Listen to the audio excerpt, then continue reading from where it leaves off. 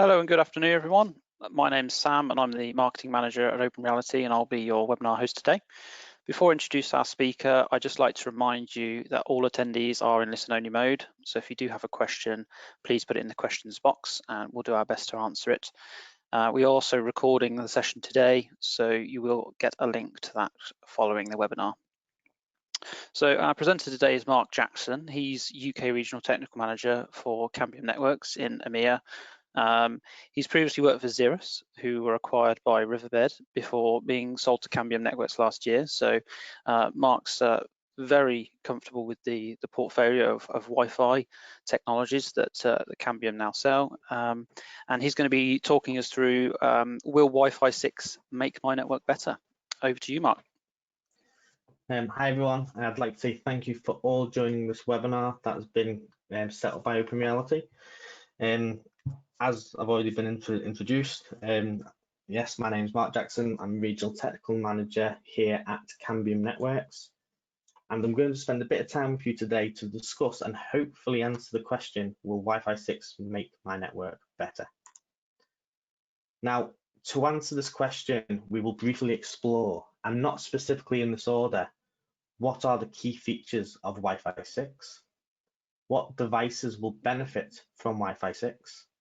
Can you just swap your existing access point with a Wi-Fi 6 access point? Software-defined radios within a Cambium Networks access point, and how to select the right Cambium Network access point.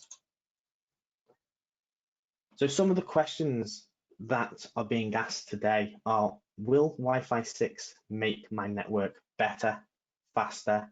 Will it increase my network capacity? But before we address the main question, let's talk about 802.11 standards. So 802.11a, b, g, n, ac, ax. First of all, when you see 802.11bg, understand that they are 2.4 gigahertz only clients. These clients are typically really old devices. This might be an old printer, a handheld scanner that you typically will see in a warehouse, maybe a handful of tablets. These devices typically won't benefit directly from Wi-Fi 6. The next devices you will see on your network are 802.11 BGN. Again, these are older devices, 2.4 only, but you may still see some of these being used within a network, within your network. These are typically the older or lower end devices. In fact, even some IoT devices, such as smartwatches, smart thermostats, they may only be BGN. And the next category of device, which is what most people should see within their networks today, these are typically newer devices, and they are 802.11 ABGN AC capable devices. These devices can use both bands, 2.4 gigahertz and 5 gigahertz, and these may benefit from a Wi-Fi 6 upgrade. Not as much as an 802.11 AX capable device, which is the next and newest category of device. These devices are pretty new to the market, and companies like Apple and Samsung released their flagship smartphones that are Wi-Fi 6 capable in late 2019. And we expect to see more and more devices released this year and moving forward that are 802.11 AX Wi-Fi 6 capable. So this is the current market trend and effectively prediction of the number of 802.11 AX or Wi-Fi 6 devices that you will be seeing. So as we can see, devices appeared late last year, and we're expecting a large penetration this year. And by 2021, the majority of devices should be 802.11 AX capable. And then as we go on, you can see that then increases. So before we go any further, what is so special about Wi-Fi 6? Looking back at the technologies and again at the client devices, almost every wireless device, phones, tablets, Chromebooks, laptops, most PCs are all two antenna configuration. So let's show the actual Ethernet measurable throughput. With 11N, the effective throughput was about 150 megabits per second. With 11AC, it jumps up to about 500 megabits per second if you can use 80 megahertz channels. Most enterprise networks can only use 40 megahertz. So 11AC becomes about 250 megabits per second. With 11AX, it jumps way over the gigabit threshold, and theoretically 11AX will let 80 megahertz be used even in some enterprise networks because of the overlapping BSS and smaller frequency allocations.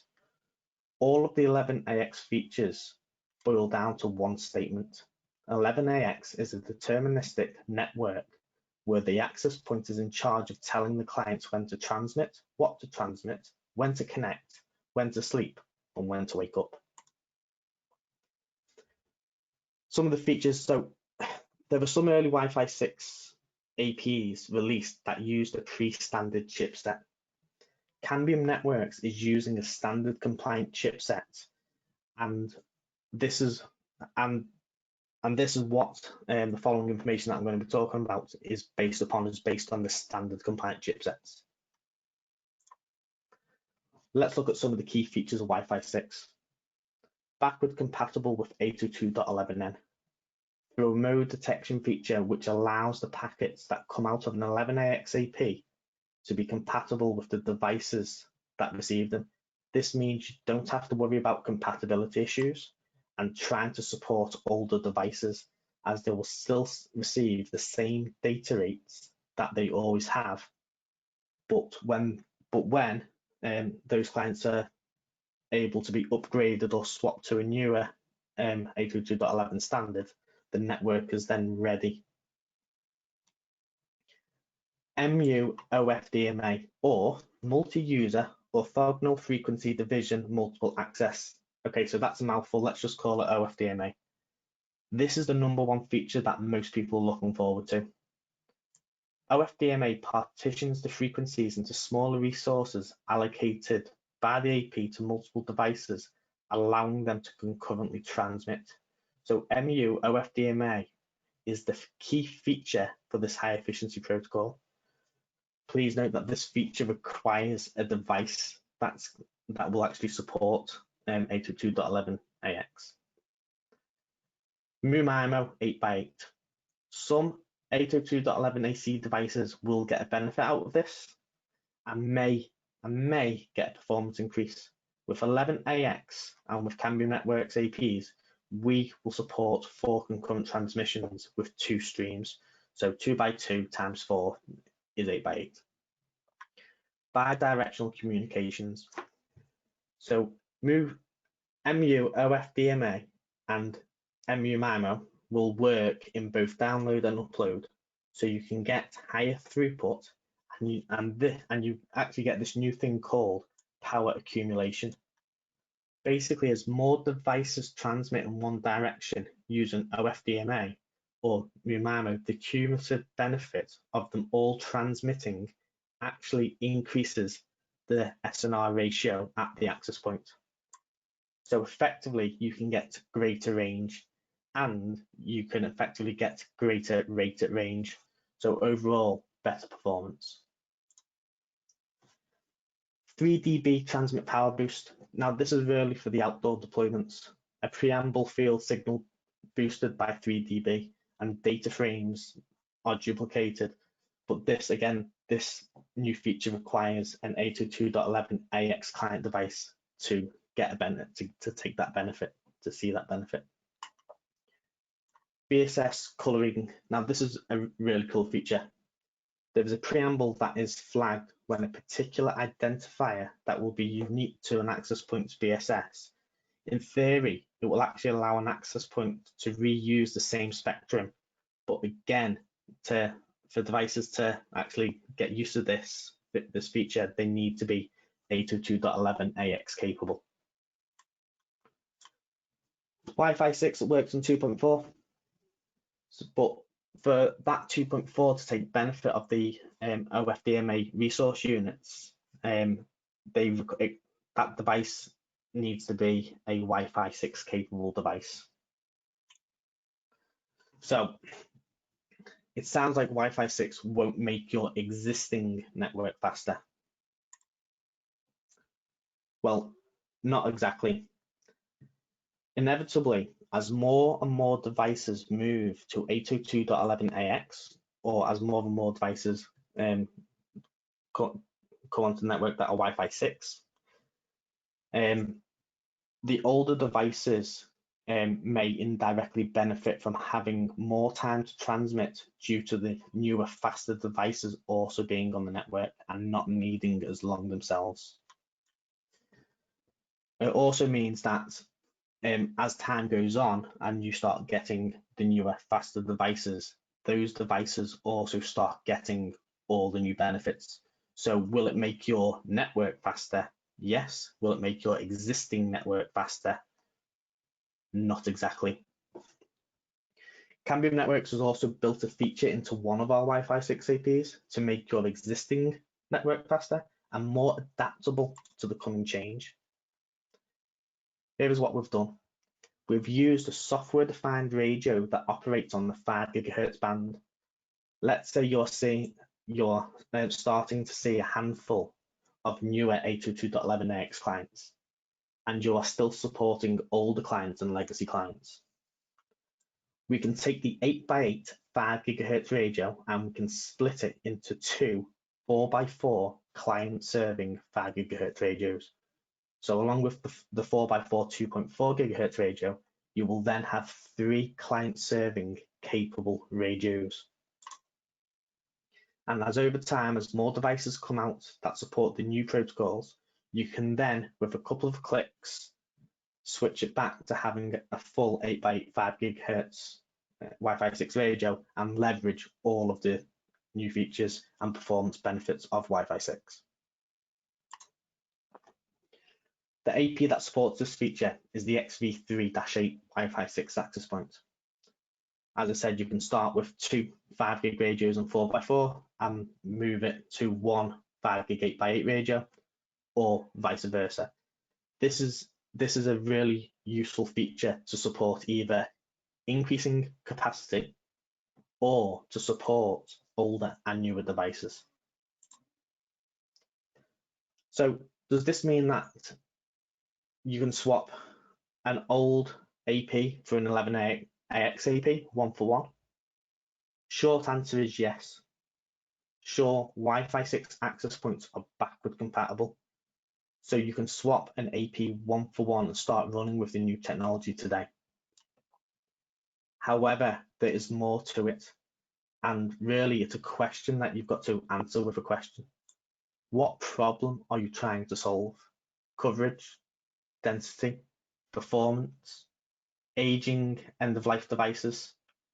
Let's take a look at 3 things: density, device types, and applications. Devices or clients. Laptops, that they typically have a nice antenna, 2x2, they typically around the screen most of the time. Smartphones, mainly a 1x1. Your flagship ones are 2x2. The difference between a laptop and a smartphone, the power differs. So a laptop will typically see the signal strength roughly about 10 dB stronger than a cell phone. What devices do you have in your network? Are they laptops, smartphones, tablets? How old is the network? How many devices did you have in your network or planned for initially? What was your original network surveyed or designed for? Do you have performance issues? Why do you have those performance issues? Is it contention because more and more devices have come onto the network over time since your initial deployment? Is it a weak signal because devices are being used in areas where you didn't expect them to be used? So I've just asked how old your network is and what was it surveyed to. Do you have performance issues? Let's quickly talk about what's actually happened over the last few years in a few different verticals. Schools, hospitals, businesses. Most have implemented BYOD, bring your own device. Places have started allowing BYOD, and this has seen an increase of devices on the network.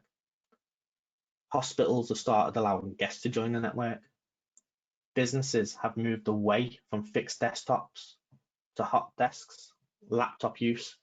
Some laptops don't even have a network port. And now with everything that's going on in the world with COVID-19, as businesses have had to adapt to social distancing measures, that means that the fixed network point that was on the desk is no longer in a usable space. Now, does this mean you can't swap one for one? Not necessarily. It just means you've got to be mindful of what you have on your network and what it was initially designed for. So will a one-to-one swap work or not? If your network was already designed for high density or the capacity of devices that you typically see, you can expect that a one-to-one swap can work well. And then as more and more 11AX devices come onto your network, the more efficient your network will then become. If we have a look at applications, this goes back to the question on how old is your network design and what was it designed for? Was it designed for high application use? Looking at today's networks, what is your network being used for? An always-on social media lifestyle means networks have constant demand. In a hospital, guest streaming Netflix from hospital bed. New technologies being leveraged in schools, augmented reality, virtual reality, etc. Just answer the question. Does this mean that I can swap an old AP for an 11AX one? Yes, you can. But if coverage was a problem or is a pain point, you really could do with a review, potentially a new design, so you can actually do your swap and add a few extra APs in as well. If density was an issue, again, what was your old network designed for? A swap may help, especially using the Cambium Networks XV3-8, because you can use that with 3 radios, so you can get your increased capacity. But again, you may want to do a network review. Performance, if performance was an issue, yes, straight away you can swap the APs, your old AP for a Wi-Fi 6 AP. But why was performance an issue? Is it performance an issue because you don't have enough APs, and as devices move away from an access point, the signal strength's dropping, the data rates are dropping? Or have you got performance issues because you have a really old access point? If you've got end-of-life devices or your support's due for renewal and you want an upgrade, yes, straight away you can swap it, no issues. So what Cambium Networks access point do you need? Cambium Networks currently has 2 APs, 2 Wi-Fi 6 APs, shall I say. The XV2-2, which is a cost-effective 2x2 access point, and the XV3-8, a 2 radio or 3 radio access point. Both of these APs can be managed for free on CM Maestro. So what I mean by that is you can purchase the access point and you can register it to the CM Maestro management portal for no extra cost. The APs will come with the standard warranty. Or you can manage them through a feature-packed XMS Cloud, the service management system, which is a subscription-based platform. Both APs have multi-gigabit ports in them. So when paired with the CM Matrix, the Cambium Networks switch range, specifically the CM Matrix EX2016 MP switch, that can also be managed via CM Maestro or XMS Cloud, it will let you get a LAN connection from the access point to the switch of 2.5 gig. And that's on both the XV2-2 and the XV3-8. The XV3-8 can support multi-gig at 5 gigabits with 5 gigabit capable switch. But which AP do you need? Well, it depends. The XV2-2 is a 2 radio and 2.45 gig 2x2, and it gives you the Wi-Fi 6 badge at a very attractive price point. It will fit well into most networks, small enterprise, hospitality, some schools, coffee shops, etc. But will it give you the future proof and all the cool benefits that Wi-Fi 6 has to offer? Well, it'll give you some of them, but you won't get the full headline features or benefits. And that's the same with any of the other 2x2 Wi-Fi 6 APs on the market, and it's mainly because it's 2x2. The XV3-8, on the other hand, has two radios, an 8x8 5 GHz radio and a 4x4 2.4. And as I've said previously, we can split that 8x8 radio into two 4x4 radios, giving you three client-serving radios for increased capacity, or again to help with the migration and support of older devices as the network evolves. It will get the full benefit of the Wi-Fi 6 features, and it'll fit into virtually any environment. The XV3 also has a dedicated threat center and BLE radio. If you'd like to know more information about the Cambium Networks products, or get a deeper dive and look into the access points and the management platforms and explore the features such as application control for over 2,000 applications and federated identity single sign-on with Microsoft Azure and Google Suite, or if you wish to explore the SIM Matrix switch portfolio, feel free to reach out to the Open Reality team and they should be able to set something up. Thank you for your time. Thanks, Mark. You almost did my job for me there at the end. Yeah, just to echo Mark's comment that by all means, please get in touch with a member of the team if you want to find out anything more. If you'd like to try out a Cambium access point, then please contact us. So just to sort of recap, then Mark, I think it's important to say that the benefits that you're going to get from Wi-Fi 6 largely are going to depend on the clients that are connecting to your network at the moment. But as more and more AX clients come on board, those benefits you're going to see more of. So for somebody that is, got a refresh coming up soon, what would your advice be to them?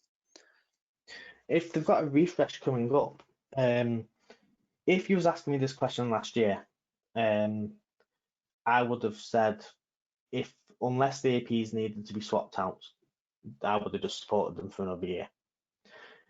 But right now, with the amount of Wi-Fi 6 devices on the market, you can even have you can start getting Wi-Fi 6 capable laptops now. In fact, you can actually get Wi-Fi 6 cards quite easily now for laptops. So right now, if you've got a network refresh, I would consider moving to Wi-Fi 6. That effectively, even though you're going to be supporting some older devices on your network, like I said, it's inevitable. As time moves on, people are getting newer devices. When you start looking at, if it's a business, when do you look at your laptop refresh? Do you allow BYOD and so on? If you do have laptop refreshes, if you do have a BYOD policy, you are going to get benefit out of having a Wi-Fi 6 network. If you don't have any plans to do hardware refreshes, you don't allow BYOD, then it's a very hard sell to justify moving to a new wireless platform. However, saying that, if your devices are end of life and end of support, and you need to support those devices, then you may as well put in something that's going to last a lot longer than, let's say, a Wi-Fi 5 or AC device. So what you want to do is you want to future-proof your network, whether or not that is because you need to, or because you're going to see performance benefits out of it. Yeah, that's some good advice. What I would encourage people to do is contact us, and we can always scope the project and give you a price for Wi-Fi 6 access points, and you can compare that to a like for like. swap out and just see how cost effective the Cambium access points actually are. You made some really good comments throughout that about the re-evaluating your network design. I expect a lot of the people on the call today will be using Ekahau. The access points that Mark's mentioned are in Ekahau, so you can obviously put those into your designs and sort of see how many access points you would need. And we'd always encourage people to use a tool like Ekahau to do the design. If you need any help with anything regarding that, then Open Reality are the distributor for Ekahau in the UK as well. So again, be more than happy to help you with that. I got a question about the management and subscription. I think you've kind of covered that already, actually, Mark. It was to sort of re-emphasize that it's free if you're using CN Maestro. Yes. So Cambium Networks has two management platforms. We have CN Maestro, which is our freemium platform, and that CN Maestro can actually manage quite a lot of the Cambium Networks portfolio, from our enterprise products as well as our point-to-point, point-to-multipoint products. And we also have our subscription-based platform, which we got when Cambium Networks acquired the Xeris portfolio from Riverbed last year. The Xeris portfolio has its packed with features, like I said, such as application control, easy paths, federated identity, and stuff like that. But there are two platforms available. A free platform, which also has some nice features, guest access features, EPSK, so like a unique pre-shared key per user, or you can have the XMS platform. Great. Anyone's got a question, please do put them into the questions box. Question here: does a Wi-Fi 6 deployment have a higher requirement when it comes to RSSI and SNR? So that's a great question. Quick answer is no. But if you want the Wi-Fi, so if you put a Wi-Fi 6 AP in, what was the old network designed for? Was it designed for negative 80 coverage? Was it designed for negative 72? Was it designed for negative 67, 65, and so on? What you've actually got to look at is what data rates do you actually want to get? Do you want to get the higher data rates? Now, if you want to get those higher data rates, then you're going to need a higher signal strength.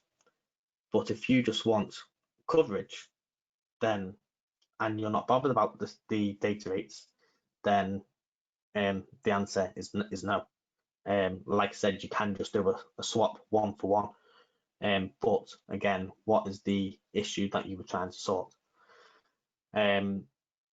I would always, let's talk about education. I typically would always look at putting one access point in every single room. Some people like to put an access point in one in every other room, but again, it all boils down to the requirements of the business. In terms of, does it require a higher signal strength? It's exactly the same. You need to make sure that you've got the correct SNR value, as well as a high enough signal to get the data rate that you require. And again, this can all be sorted out with a design review, live survey, desktop design, stuff like that. Thanks, Mark. Is the feature for splitting the 5 GHz radio into two 4x4s part of the 802.11ax standard, or is it a Cambium exclusive feature? I believe it is allowed because there's one other vendor that has the capability, I believe, but we have took the ability to use it. Okay, so there may be other people out there that are doing it. There's one other. There's one that you're aware of. Yeah, the price point of it's double the price point of our unit. I don't want to talk about costings, but yeah. Okay, fantastic. Mark, you put up a comparison chart right at the start. someone's asked, could you just put that back up on the screen? As I said, the presentation here is recorded, and Mark shared some really good information. So if you would like to review anything, then you can do that. I think it was about the chipset. Yeah, that's it. Yeah, you just went past it there. That one, okay. Yeah, so I think the point is on this slide, isn't it, Mark, is that when you're selecting an access point, whether it's a Cambium or not, is make sure that it has the standard compliant chipset within it, because you're going to miss out on features if not. Yes. So if you actually have a look, quite a lot of other vendors, naming no names, they released APs last year. Some of those vendors actually released them to get first to market with a Wi-Fi 6 AP. However, some of those vendors may be using a pre-standard chipset. So it's always best to check. Alternatively, just buy and sell the Cambium access points. I'm allowed to say that. Yeah, definitely. Okay, unless so please do name other AP vendors so we can compare and understand better. Bal, we Okay, can. so what I can say is, rather than me naming them, Cambium Networks, if you are a partner, on our partner portal, we actually have an ability for a TCO profiler tool, so you can actually look at them for the total cost of ownership. And through the partner portal, there should be some partner